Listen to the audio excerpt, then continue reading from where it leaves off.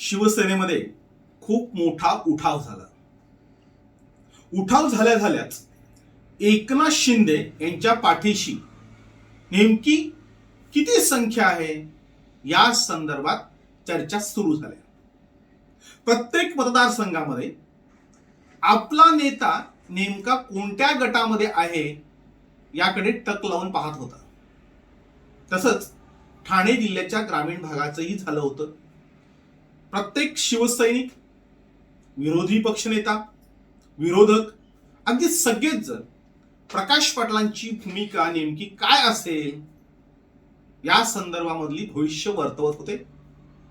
प्रत्येक जण सांगत होता की एकनाथ शिंदेच्या बरोबर सर्वात आधी शिवसेनेचे जिल्हा प्रमुख, त्यांचे खास समर्थक प्रकाश पाटील हे त्यांच्या बरोबर जातील. अगदी मातोश्रीने ते गृहीत धरलं होतं. कारणही तसंच होतं की शिंदे साहेब आणि प्रकाश पाटील यांच्यातील असलेला सलोखा, त्यांच्यातील असलेली प्रेम भावना, अगदीच शिंदे साहेबांचं त्यांच्यावर असलेलं प्रेम, प्रकाश पाटील यांचं शिंदे साहेबांवर असलेलं प्रेम, ह्या गोष्टी काही लपून राहिलेल्या नव्हत्या. आणि त्याच्यामुळं प्रकाश पाटील हे शिंदे साहेबांना पाठिंबा देऊन मोकळे होतील. जे जिल्हा प्रमुख पाठिंबा देत होते त्याच्यामध्ये प्रकाश पाटील यांचं नाव कधी येतंय याकडे आतापर्यंत सगळी लोक टक लावून पाहत होती. मात्र 21 तारखेला हा उठाव झाला.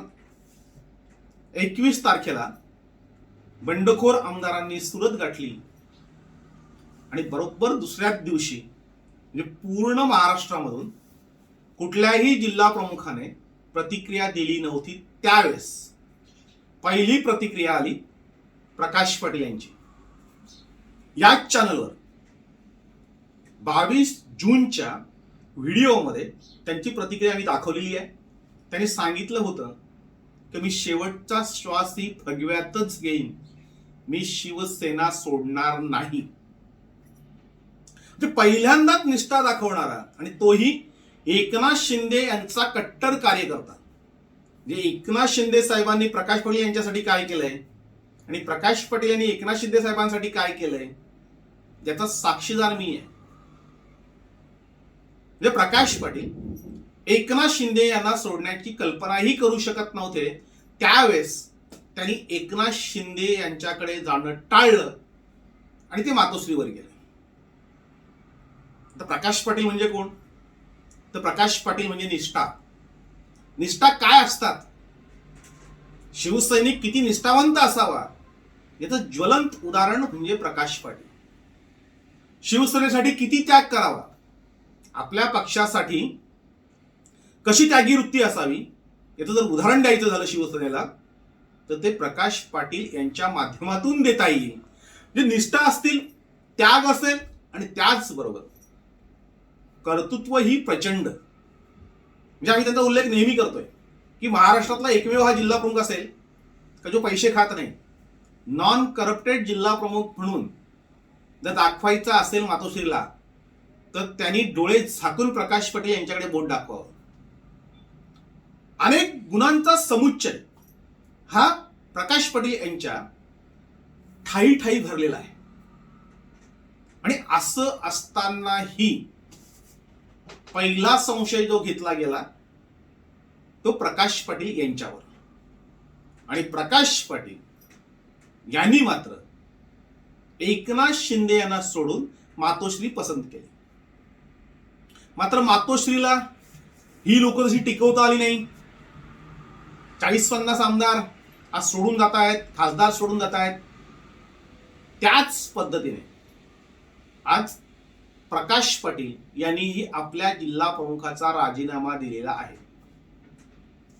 म्हणजे गेल्या 1.5 महिना प्रकाश पाटील नेमकं काय करतात या भूमिकेकडे सर्वांचं लक्ष होतं.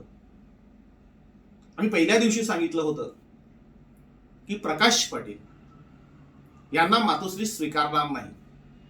कारण आम्ही बघितलं होतं पालघरचे जिल्हा प्रमुख राजेश शहा यांची हकलपट्टी कशी झाली. जे राजेश शहा हे पक्ष विरोधी कारवाया करतायत, पक्षाच्या विरोधात काम करतायत, म्हणून त्यांची हकालपट्टी केली. प्रत्यक्षामध्ये ज्या जिल्हा प्रमुखांच्या मिटिंगा झाल्या, बैठका झाल्या, त्या बैठकांचे फोन राजेश शहा यांना गेले नव्हते. म्हणजे पहिल्या बैठकीच्या वेळेस राजेश शहा जायला तयार होते. मला जर फोन आला तर मी जाईन असं त्यांनी सांगितलं होतं. मी तिथे जाऊन माझी भूमिका मांडेन. मात्र मातोश्रीचा फोन आला नाही. उलट राजेश शहानी त्यांना फोन करून विचारलं होतं की मला का बोलवलं नाही. त्यावेळेस तुम्हाला चुकून फोन गेला नसेल, तुम्हाला फोन येईल असं सांगण्यात आलं. मात्र राजेश शहांना काही फोन आला नाही. म्हणजे राजेश शहा शिंदे गटाचेच आहेत, ते एकनाथ शिंदे बरोबरच राहतील. हा जो काही प्रकार जो आहे ना, तो प्रकार आता मातोश्रीला घातक ठरायला लागला. कदाचित राजेश शहांचं मन बदललं असतं, मन वळवता आलं असतं, बऱ्याच गोष्टी करता आल्या असत्या. मात्र राजेश शहांना मातोश्रीची पायरी चढू दिली नाही, त्यांना बोलवलं नाही. त्या जिल्हा प्रमुखांच्या मिटिंगला प्रकाश पाटील गेले. प्रकाश पाटील यांना कोणती वागणूक मिळाली? त्यांना तिथे स्पष्ट विचारण्यात आलं की तुमचे आमदार कुठे आहेत? जिल्हा प्रमुख म्हणून प्रकाश पाटील ज्या मतदारसंघांचं नेतृत्व करतात त्यापैकी शांताराम मोरे आणि विश्वनाथ भोईर हे दोन्ही आमदार शिंदे साहेबांच्या बरोबर गेले होते. आणि हे दोन्ही आमदार हे प्रकाश पाटील यांनी पाठवले असतील. कदाचित विश्वनाथ भोईर यांचा विषय सोडून द्या, पण शांताराम मोरेंना हे प्रकाश पाटीलनीच पाठवले असतील. हा ठाम समज हा मातोश्रींनी करून घेतला होता. तसं त्यांच्या कानात भरवण्यात आलं होतं.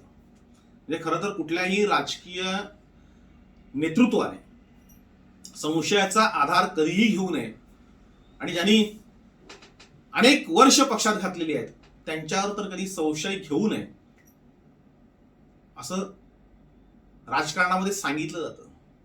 कान भरणारी जी माणसं आहेत त्यांना अशा वेळेस दूर ठेवायचं असतं आणि वास्तव काय हे समजून घ्यायचं असतं. मात्र तेही समजून घेतलं नाही. शांताराम मोरे हे त्यांच्या बायकोलाही विचारून गेलेले नव्हते. प्रकाश पाटील यांना विचारण्याचा प्रश्नच नव्हता. पण ज्या पद्धतीने हा उठाव झाला त्या पद्धतीमध्ये आमदार शांताराम मोरेंना बरोबर घेऊन, म्हणजे अनेक आमदारांना घेतलं, त्यामध्ये शांताराम मोरेंनाही त्यांनी बरोबर घेतलं होतं. कोणाला विचारू दिलं नव्हतं. शांताराम मोरेंना कदाचित वाटलं असेल की प्रकाश पाटील साहेब आतापर्यंत आपले नेतृत्व हे शिंदे साहेबांनाच मानतात, त्याच्यामुळे शिंदे साहेब त्यांच्याशी बोलले असतील, मला काही बोलायची आवश्यकता नाहीये.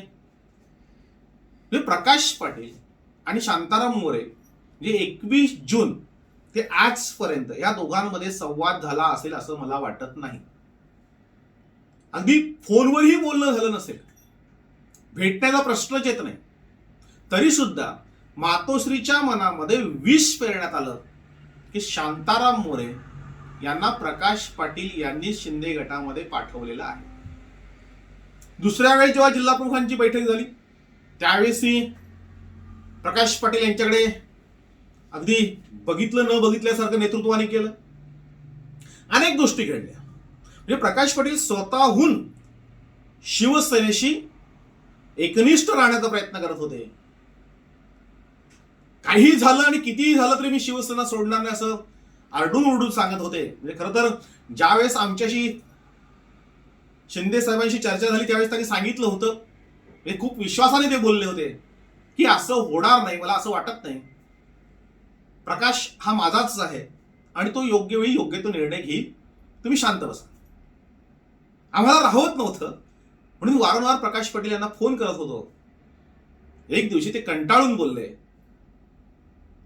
की जर कोणाला माझी पर्वा नसेल, गरज नसेल आणि कोण दबाव टाकून मला काही घेण्याचा देण्याचा प्रयत्न करत असेल तर मी राजकारण सोडून शेती करेन, पण कुणासमोर वाकणार नाही, झुकणार नाही, कोणाच्या दबावाला बळी पडणार नाही, माझे निर्णय मीच घेईन.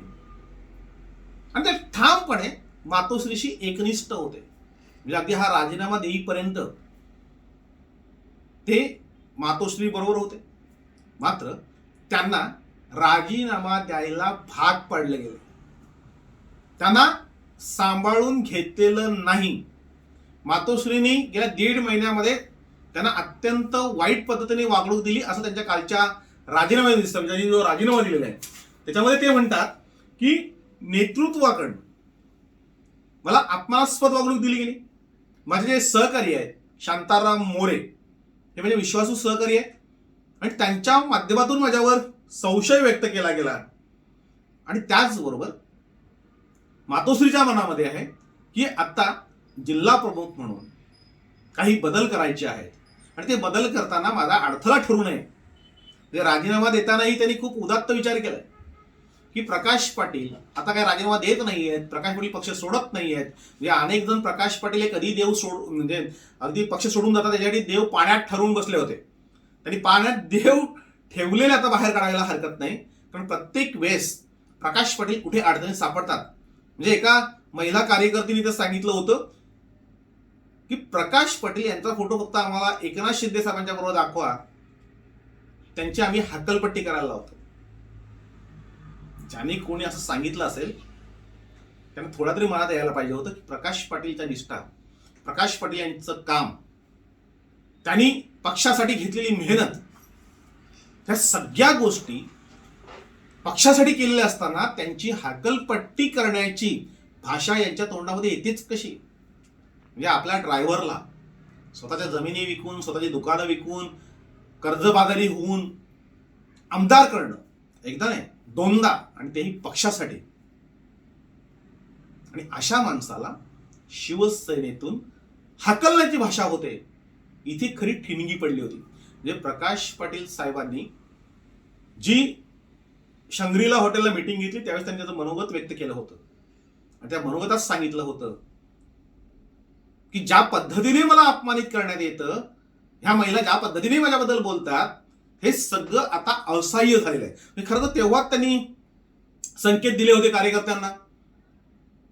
त्याची दखल मातोश्रीने घेऊन या दोन्ही गटांना, म्हणजे प्रकाश पाटील साहेबांच्या विरोधामध्ये ज्या जे काही कान भरणारे होते त्या सगळ्यांना, आणि स्वतः प्रकाश पाटील यांना समोरासमोर बसून हा वाद मिटवायला पाहिजे होता.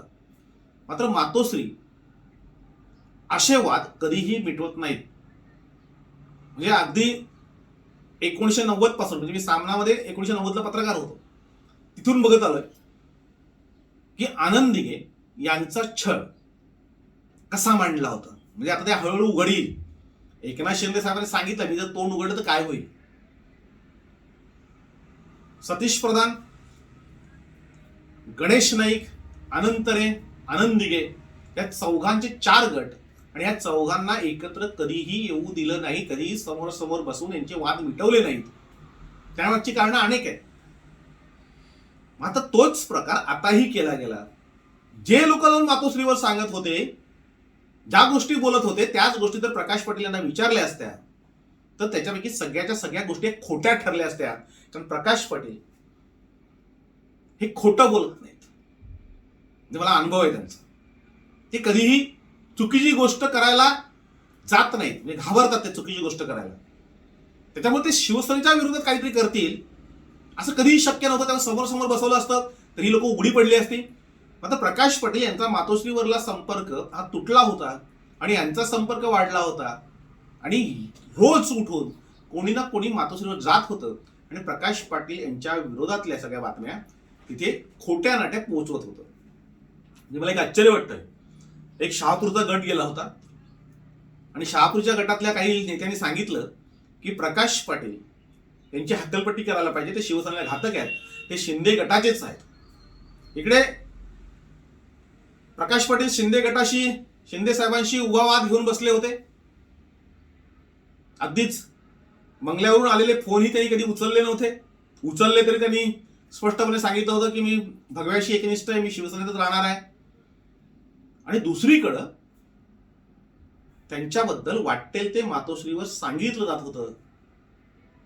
नको ते आरोप करत होते. म्हणजे एका नेत्याने असं सांगितलं, एका कार्यकर्त्याने तिथे जाऊन, की पडघ्या टोल नाक्याच्या पुढे आम्हाला येऊ दिलं जात नाही, आम्हाला एकनाथ शिंदेंना भेटू दिलं जात नाही, मातोश्रीवर तर आम्हाला उभही म्हणजे या इथपर्यंत येऊ दिलं जात नाहीये, आम्हाला अडवलं जातं. इथे त्यांचा एक कल्ली कारभार सुरू आहे. प्रत्यक्षात हे वास्तव नाहीये. म्हणजे एकमेव जिल्हा प्रमुख असेल, तुम्ही मागची शिवसेना बघितले, म्हणजे जर आनंद दिघेंचा कार्यकर्ता असेल तर सतीश प्रधान त्यांना उभं नव्हतं करत, सतीश प्रधानचा कार्यकर्ता असेल तर गणेश नाईक त्यांना उभं करत नव्हते, आणि गणेश नाईकांचा कार्यकर्ता असेल तर आनंद त्यांना उभं करत नव्हते. अशी गटातटात ही लोक विभागली गेली होती. एकमेव हा जिल्हा प्रमुख असेल की तुम्ही कुठेही जा, कसेही जा, पक्षाचं काम करा. त्यांना मातोश्रीवर जायला कोणाचंही बंधन नव्हतं. म्हणजे शिंदे साहेबांकडे कुणीही कधीही जात होते. अनेक गोष्टी सांगता येतील. म्हणजे आत्ताचीच घटना घडली होती. आमच्याकडे आबिडघरचे विनोद पाटील म्हणून आहेत आणि पांडुरंग गोरवांचे कार्यकर्ते आहेत. हे दोघे कार्यकर्ते जेव्हा प्रकाश पाटील साहेबांकडे गेले की आम्हाला एकनाथ शिंदे साहेबांकडे घेऊन चला, त्यांनी स्पष्ट सांगितलं तुम्ही त्यांच्याकडे जा. अरुण वेखंडे आणि विनोद पाटील हे स्वतः जाऊन शिंदे साहेबांना भेटून त्यांनी काम करून आले होते. प्रकाश पाटील यांना विचारून जावं असं कधीही नाही येते. भाषणात अनेकदा सांगायचे, मी कोणालाही अडवत नाही. शहापूरचेच माजी आमदार पांडुरंग बरोरा हे तर थेट मातोश्रीवर पोहोचायचे. ते थेट उद्धव ठाकरेंबरोबर फोटो काढून त्याचे फोटो नंतर व्हायरल करायला माहीत पडायचं की मातोश्रीवर जाऊन आले. पण प्रकाश पाटील यांनी कधीही त्यांना तुम्ही मातोश्रीवर मला न विचारता कसे गेले असं कधीही विचारलं नाही. तो त्यांचा स्वभाव गुण नव्हता. मला विचारलंच पाहिजे, मला सांगितलंच पाहिजे, मला कार्यक्रमाला बोलवलंच पाहिजे, अगदी बॅनरवर मला फोटो टाकलाच पाहिजे, हा अट्टास त्यांचा कधीही नव्हता. मात्र याच गोष्टी मातोश्रीमध्ये पेरल्या गेल्या, सांगितल्या गेल्या आणि त्याच्यानंतर या 1.5 महिन्यामध्ये असंख्य वेळा प्रकाश पाटील यांना पक्ष सोडण्यासाठी भाग पाडलं गेलं. ते पक्ष कसा सोडून जातील अशा सगळ्या कारवाया केल्या गेल्या. म्हणजे अगदीच सांगायचं झालं तर पहिली जी शांताराम मोरेच्या बाबतीतली जी भूमिका मातोश्रीची होती की प्रकाश पाटील यांनीच पाठवलं असेल, तर ते आमदार शांताराम मोरेंना आज नाही उद्याने कधीही विचारलं तरी शांताराम मोरे सांगतील असं कधी घडलं नव्हतं. आणि प्रकाश पाटीलना जे ओळखतात तेही सांगतील की प्रकाश पाटील यांच्या माध्यमातून शांताराम मोरे हे गेलेले नव्हते. किंबहुना शांताराम मोरे सोडून द्या, स्वतः जेवढे आमदार गेले त्याच्यापैकी एकाही आमदाराला आपण कुठे चाललोय, का चाललोय, काय होणार आहे कुठलीही गोष्ट माहीत नव्हती.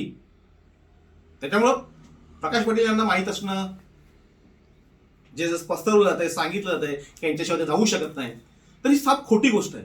म्हणजे आता शांताराम मोरे आणि प्रकाश पाटील यांच्यामधले जो दुरावा निर्माण झालाय तो प्रचंड निर्माण झालाय.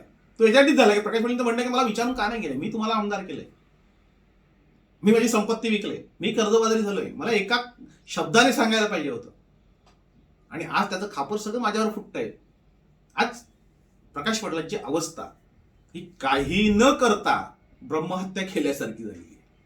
दुसरा जो प्रकार झाला, म्हणजे पहिला संशय घेतला गेला, दुसरा प्रकार झाला की तात्काळ या लोकसभा मतदारसंघाचा संपर्क प्रमुख बदलला गेला.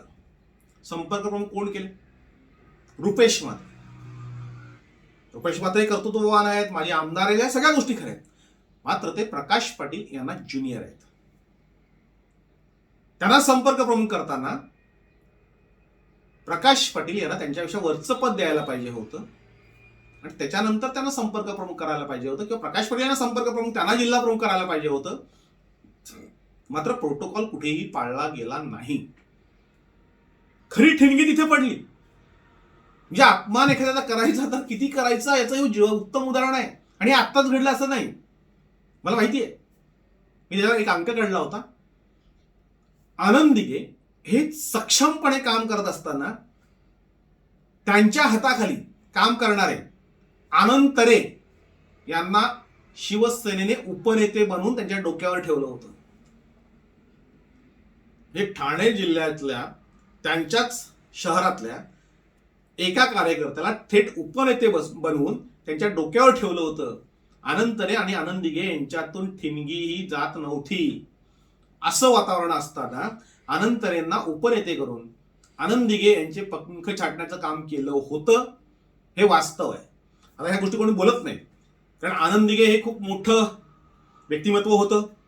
मातोश्री त्यांच्यापेक्षा मोठी आहे, बोलणार कोण? मात्र जे प्रकाश पाटील यांच्या बाबतीमध्ये घडलं तेच आनंद दिघे यांच्या बाबतीतही घडलं होतं. आणि त्यावेळेस आम्हीच अंक काढला होता की हा काय प्रकार आहे.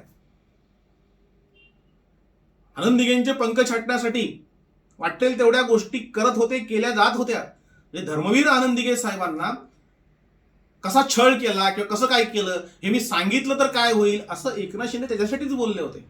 अनेक गोष्टी आहेत बोलण्यासारख्या. पण प्रकाश पाटीलच्या डोक्यावर रुपेश म्हात्रेंना बसवलं. आता रुपेश म्हात्रे संपर्क प्रमुख, प्रकाश पाटील जिल्हा प्रमुख, हे जमणं कसं शक्य आहे? काही शक्य नव्हतं. आणि त्याच्यामध्येच कालच्या राजीनामा देतानाच्या भूमिका मांडताना प्रकाश पाटील यांनी सांगितलं की आता पुन्हा एकदा 3 जिल्हा प्रमुख करणार आहेत. हे 2 विधानसभा मतदारसंघ मिळून 1 जिल्हा प्रमुख, जे आता पालघरमध्ये केलंय. अशा वेळेस ह्या नेमणुका होताना माझा अडथळा नको म्हणून मी राजीनामा देतोय. म्हणजे पक्ष सोडतानाही राजीनामा देतानाही त्यांची भूमिका आहे ही पक्षाला अडचणीत न आणणारी अशीच आहे. याला जिल्हा प्रमुख बोलतात. तुमची अडचण होऊ नये म्हणून माझा राजीनामा घ्या. आता तुम्ही कोणालाही नेमा, मी स्वतःहून बाजूला होतोय. त्यांनी सांगितलेलं नाही मी पक्ष सोडलाय, मी या गटात गेलोय, काहीही सांगितलेलं नाही. त्यांनी फक्त राजीनामा दिलाय. ते बाजूला झाले कारण तिथे पक्षाला कोणाला तरी नेमायचं असेल, मार्ग मोकळा केला. मातोश्रींनी बोलवायला पाहिजे होतं, सांगायला पाहिजे होतं की तुमची भूमिका काय, तुम्हाला नेमकं काय पाहिजे, तुम्हाला आम्ही कोणत्या जागी ठेवू, आम्ही कोणाला नेमायचं हे तुम्ही ठरवा, तुम्हीच सांगा. इकडेची परिस्थिती अशी होती की एकनाथ शिंदे साहेबांबरोबर पहिल्यांदा राजीनामा दिला तो नरेश म्हस्के यांनी जिल्हा प्रमुख पदाचा. त्यावेळेस जी काही यादी बनवली होती त्याच्यामध्ये प्रकाश पाटील यांचं नाव पहिलं होतं की प्रकाश पाटील हे राजीनामा देतील, प्रकाश पाटील यांना हे पद मिळेल. अगदी त्यांना लॉटरी लागली असती अशी परिस्थिती होती. सगळ्या गोष्टी त्यांना सांगितल्या होत्या, सगळ्या गोष्टी त्यांच्याशी चर्चा केल्या होत्या. मात्र प्रकाश पाटील त्या सगळ्याचा त्याग करून ते शिवसेनेमध्ये राहत होते, ते मातोश्रीचे एकनिष्ठ राहत होते आणि इथे मात्र त्यांचं पंख छाटणं सुरू होतं. हेही महत्वाचं कारण होतं.